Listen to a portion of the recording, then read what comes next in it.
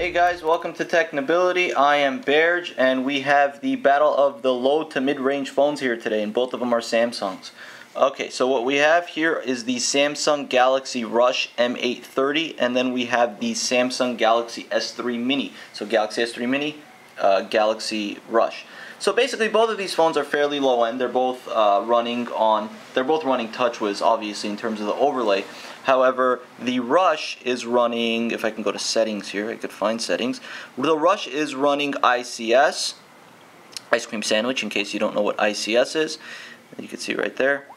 And the Mini, which is just kind of not too responsive, is running Jelly Bean, which is fairly impressive, the fact that it's running Jelly Bean. But it is a part of the family tree of the Galaxy line, so generally it will definitely be running at least newer, somewhat newer software in terms of running Jelly Bean. Now, both of these devices are low to mid-range in the sense that hardware-wise, they're not really up to par. However, I will say that the Galaxy S3 Mini does have better hardware than the Galaxy Rush, and just to go through that with you guys, it's a 4-inch 480 by 800 Super AMOLED display, and let me just go ahead and zoom in there. You can see the displays there. It's got 1 GB RAM, 816 internal memory, and of course it's expandable. It's got a micro SD card slot here. So, oh, that's the camera button, excuse me. It's got a micro SD card slot right there, volume rocker, power button on top, charging port, and the really unique feature, the hardware camera key, which is something that you don't see too often on phones these days. You got the same feature here with the Galaxy S Rush. You got the hardware camera key. You know, why do they come with low-end phones? They don't come with high-end phones. That's really odd to me. And then you have the, I guess to keep the thinness, just to throw that out there. Then you have the micro SD card slot, the volume rocker, power button, and of course the charging port on the bottom. Now, if we were to look at the, again, going back to the specs of the S3 Mini, it's got a gig dual-core Cortex A9 processor with a Mali 400 GPU. Again, it's running on Android 4.1 Jelly Bean with TouchWiz overlay. Now, the Rush is a single-core processor. I believe it's a Scorpio or Scorpion processor with an Adreno 205 GPU, which I mentioned in my individual video of the Rush. It's not a bad GPU, and you can actually sense that just by kind of scrolling through the screens. Now, I said if you were to run CM10 on this thing with Jelly Bean 4.2.2, probably run like a champ. And if you watch my Vibrant video showcasing CM10 on the Vibrant, which is a single-core gig processor, runs pretty well. And over here, of course, same, it's pretty solid. But, you know, I will say off the bat that I think the Rush feels a little smoother. And could be a perception thing, but in any case, I just feel like the Rush runs a little bit smoother. Both screens are capacitive.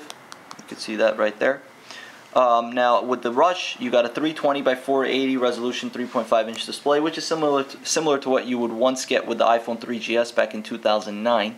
Again, a gigahertz Scorpion processor running Android 4.0.4 ice cream sandwich, so at least it's the newest iteration of ICS, and it's probably never going to get an update, so you're kind of stuck with that. And the same with the S3 Mini, you're probably never going to get an update above 4.1.2, so if you are one of those people who wants the latest and greatest, you're going to want to check out XDA and see if you could flash a custom ROM.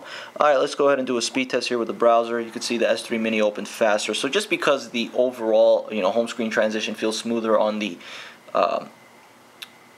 Rush doesn't mean that it's necessarily faster of a phone.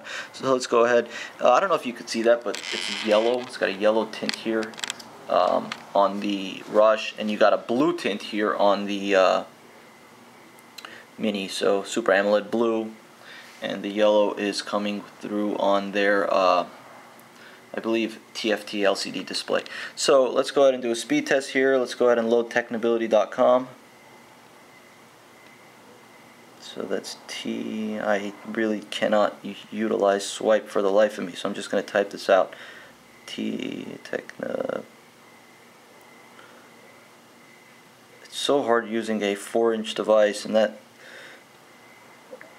could be said about the iPhone, except the iPhone feels larger than 4 inches for whatever reason, probably because its responsiveness, in my opinion, is still to this day industry tops for the most part, not necessarily, but for the most part. Okay, so let's go ahead and click go on both.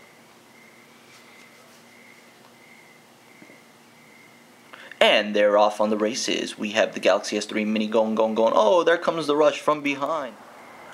Okay, guys, so it looks like it was an even, they finished about even. It looked like it was almost a tie. I think the Mini was just a hair ahead, but again, it was literally just a hair. Now, pinch zoom wise, it's smooth. Pinch zoom wise, it's pretty solid for, you know, a mid-range to low-end phone. They've come a long way, Android, in terms of mid-range. I mean, you can get 4.5-inch devices these days that are considered mid-range. So, so if I pinch in here on the rush, it pinches in the screen. Does that happen here? Oh, as well. Okay, so if you pinch in, it pinches into the browser tabs, and then I can go home on both. Now, if I hold the home button here, I get my multitasking pane. Just close them all out. And here, if I hold the home button, same thing. If I hold menu, it takes me to Google search. If I hold menu here, it should take me to Google Now. Yep, you know, and you don't have Google Now here on ICS. So keep that in mind there, guys. Let's see, so we can go ahead and just check out the messaging for both. And if we were to just go ahead and close out, which would close out faster, so about even in terms of closing out. Dialers, just about even. You can see the dialers look different. ICS, Jelly Bean. And let's go ahead and do a real quick. I would do a quadrant, but we don't have really. We just started these phones up, so there's really nothing, literally nothing downloaded on them. So again, just transitioning through pretty quick. I mean, you wouldn't even know the difference that one is on ICS and one is Jelly Bean unless you were to look at the settings. So let me go ahead and take that widget and place it there. Do the same here with the rush. Okay. So there you guys go. We got the Galaxy S3 Mini and we got the Galaxy Rush, both low and to mid-range phones available off contract for fairly low prices. I mean, anywhere from $150 to $200 off contract on prepaid plans. And in case you want to know what it looks like next to a Galaxy Note, well, there you go. In case you want to know what it looks like next to a 4.7 HTC One, there you go. So fairly smaller phones. Some people like that. Some people don't want the big bulky phones. Alright, well, thank you guys for watching Technability. I'm Berge. Again, go ahead and check out www.technability.com. We got some really cool interactive features there for you guys, for all you tech heads out there. And I wanted to go ahead and, of course, give a shout out to Varo for supplying us with these phones. So thank you, Varo. Again, I'm Berge. This is Technability. Thank you guys for watching.